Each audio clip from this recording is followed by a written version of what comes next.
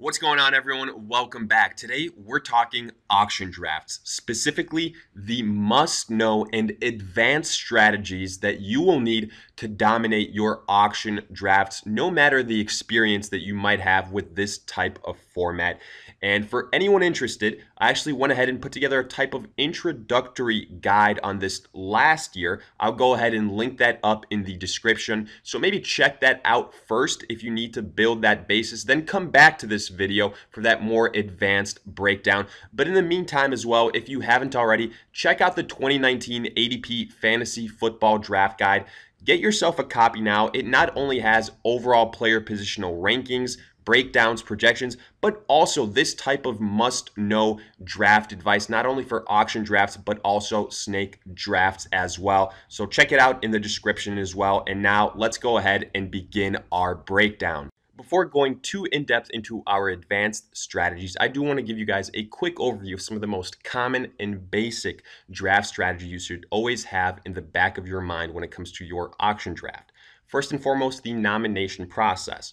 Ideally here, when it's early on in your draft, what you actually want to do is nominate a player that you do not want on your roster. And this player will ideally be a high-end and expensive player that you think for one reason or another will underperform, bust, or is just overvalued. And the thinking here is, while someone in your league, one of your league mates, bids up this player and spends about a fourth or a fifth of their budget on said player, you're sitting back and you haven't touched your starting funds, which in turn gives you more bidding power later on when it comes to an actual high-end player that you are interested in. I think this is one of the most important strategies in auction drafts and one that people don't utilize enough. Second, when it comes to constructing your roster, usually no matter what strategy you use, whether aggressive, balanced, or conservative, statistically speaking, you need at least one or two studs on your roster to make a deep playoff run and contend for the championship. And I realize that this can be accomplished during the waiver wires if you hit a gold mine, but it usually starts in the draft process, and auction drafts are no different. And the last point I want to highlight here, again, very important, it comes to your funds and the way you budget your starting money. The most important thing here is to maximize your funds. And basically, that means when you get to the end of your auction draft, you do not want to have left money on the table. You do not want to have leftover dollars. In a scenario where you have 2 or 3 spots only left to fill on your roster, you do not want to have $50 still remaining. That's the worst possible scenario you could be in, because one, that means that you're going to be overspending on undervalued guys that will underwhelm most likely, underperform, and just aren't worth those type of funds. But more importantly, it means you could have gone an upgrade at a very important position like the running back or wide receiver position earlier on. I liken this to daily fantasy football. If you go ahead and construct your roster and still have a certain amount of cash left at the end, you will naturally go ahead, go back, and upgrade one of your positional players for an expected better performer. If you do that in daily fantasy football, why not do it in your auction drafts? Same type of mentality. And now, with that out of the way, I think those are some of the 3 most basic pieces of draft advice when it comes to your auction drafts. Let's look at our advanced strategies. Kicking things off, we actually begin with some pre-draft advice, and I know it might sound trivial, but you have to do your homework. And one of the best ways to do this is doing as many mock drafts as possible. And this is key in auction formats, even more so because you need to be able to build a player pricing baseline. If you do that, come your draft day, you will be able to successfully evaluate whether your league mates are undervaluing or overvaluing a certain player. And based on that, you will know whether to get into a bidding process and potentially get a steal or stay out because a player has been overvalued. In turn, this allows you to put together a great roster while intelligently managing your funds. And you will continue to hear me highlight that point because auction drafts really do come down to intelligently managing your money. And another quick thing that I do want to point out with these mock drafts, if possible, go ahead and do these mocks on the platform that you will be using on draft day that your league uses, because you will quickly see that different platforms, let's say ESPN and Yahoo, have different pricings on players. So just because you can put together one roster on ESPN doesn't mean you will be able to put together that same roster on Yahoo, because prices will be different. Now, another thing I want to point out here is when it comes to certain players, you should always have a backup. So maybe you're really high on a David Johnson. Well, you're not always going to have the option to actually get him, because we see it every single year. One of your league mates will just say flat out, no matter what you do, I will get this player because I will overbid to an insane amount and they will be mine. All right, no problem in that scenario, but you're cool with it because you have backup A, backup B, and backup C to that hypothetical David Johnson pick. And let me say on top of this that another key thing to pair with this backup strategy is you need to tier your players. Whether you do this individually or use online resources, this is a must, because even though you might have a bunch of backups, you need to know that between backup, let's say 3 and 4, there isn't a massive drop off in expected production. Because, like we said before, usually in the teams that reach the playoffs and go far in fantasy football, they have several stars on that roster. And a great way to do that is knowing your tiers and knowing where different players land on that tiering system, so that you can properly evaluate what you think that production will be and whether it falls in the category of a quote unquote star. Now, another quick point here that falls under the pre-draft category and some additional research that you can do comes down to looking at previous years' bidding history and learning the way your league mates in your league drafts and nominates players. Now, a lot of different platforms nowadays allow you to go back a year and see, the top bids on certain players and, the way some big name running backs were nominated and how they were bid on. So go ahead, use those stats and try and translate that to this year. See how much money your other league mates are willing to, put up on tier 1 guys, on tier 2 guys, on tier 3 guys, and be able that way to pinpoint where you can go ahead and get steals, or also where you might have to just go ahead, bite the bullet, and overpay a little bit. Because, ideally, in a perfect world, we will never have to overpay for one of the players that we want, but that's not the case. Big time players are big time for a reason, and they will usually see your league mates overbid on them. And if you really want them, you might have to pay $5 more than the asking price. But again, depending on the way your league drafts and nominates, it might be worth it.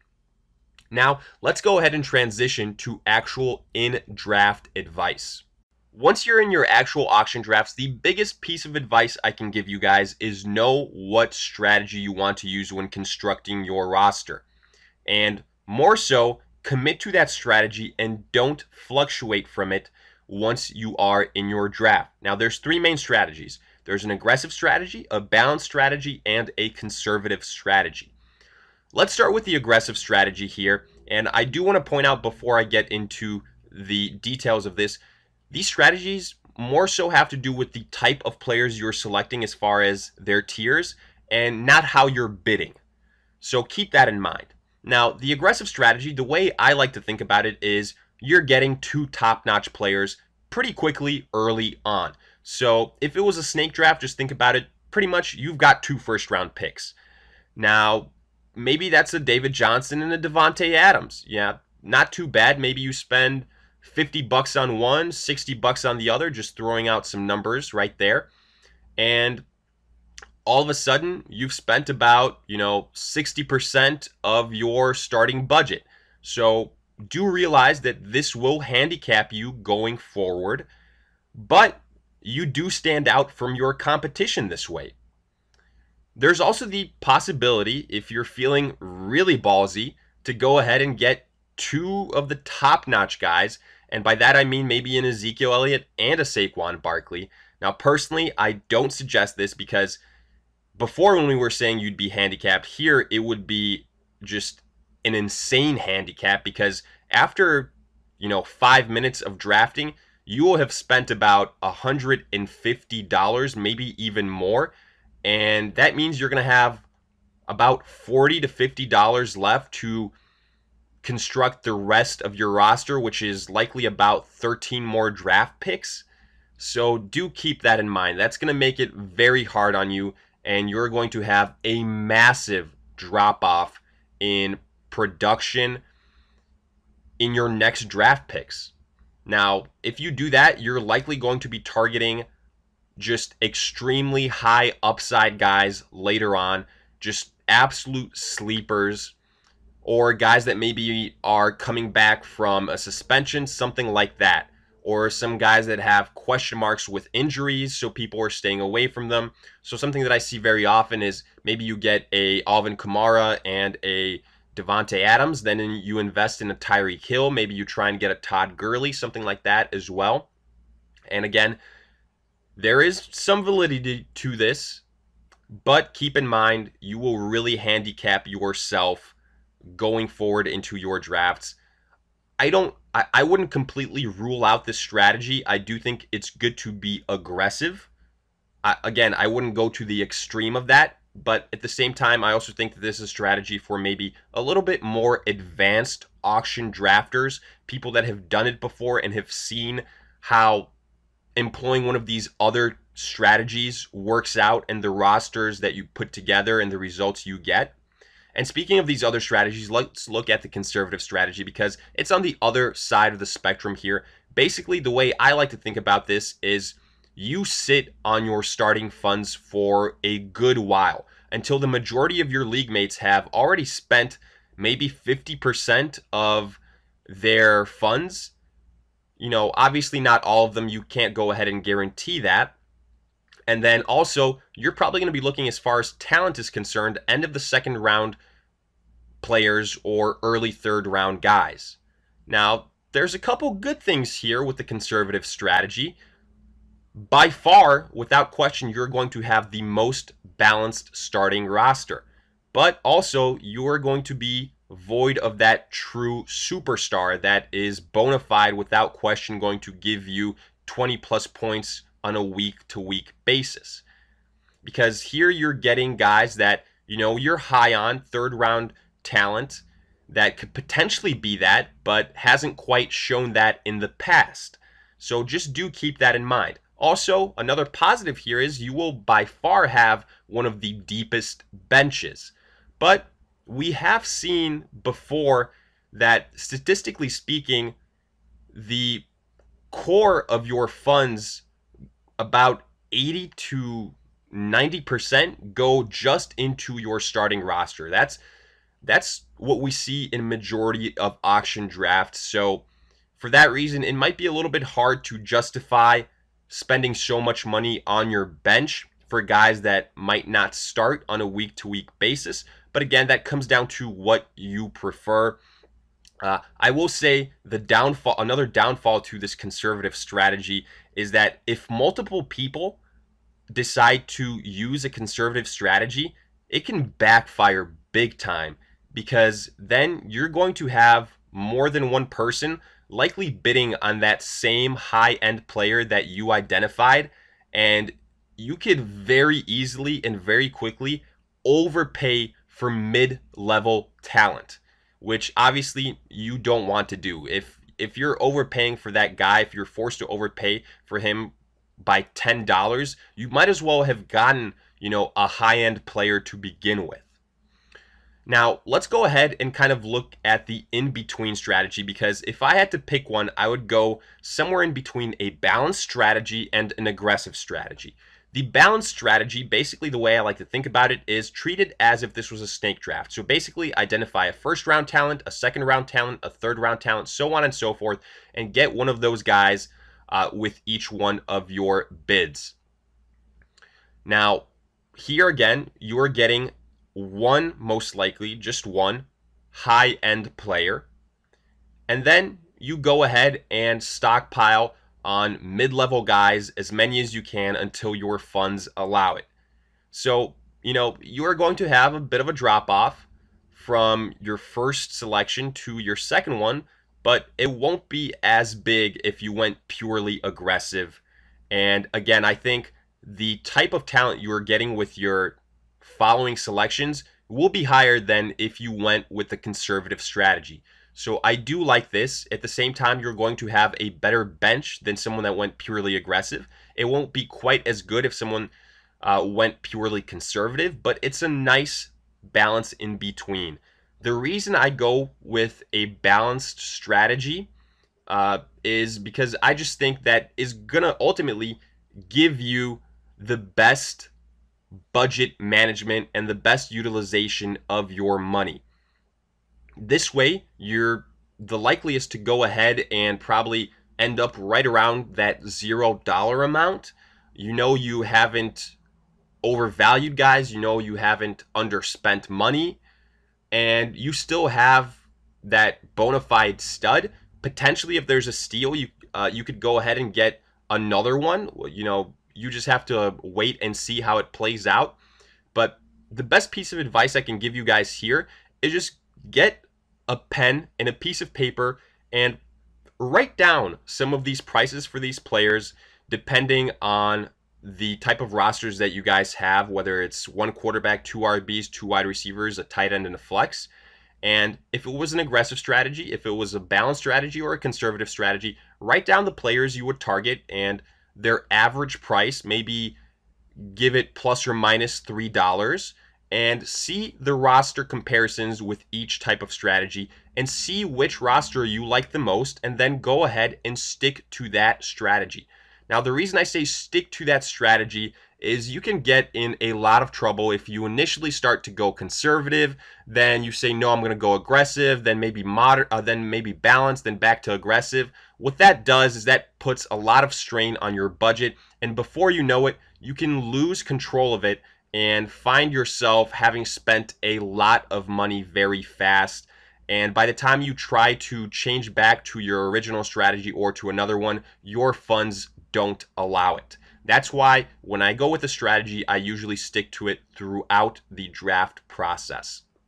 And I will say one last thing here. As far as the money that you allocate to your starting roster, usually in auction drafts, it is not uncommon to spend at least 80%, if not more, on your starting roster. So if you're starting with $200, easy, you spend $160 on your starting roster. In my eyes, that's the best way to do it. And again, I think if you follow that, you're probably going somewhere between a balanced and an aggressive strategy. Just because, if sure you get some great bench pieces, but if they stay on the bench for the majority of the season, to some extent, it's wasted funds. It's going to be points left on the bench. Again, this will depend on the type of roster that you guys have, the amount of starting players you have on that roster. All of those are different variables, so do keep that in mind. With that, we get close to wrapping up this video. One final note that I have for you is when it comes to the quarterback and tight end positions in auction drafts, usually, unless you're going for the top-notch guy, the #1 ranked quarterback and tight end, you shouldn't be spending that much money on this position, especially if your league doesn't value them that much. You can go ahead and get tier 2 or tier 3 guys at a steal.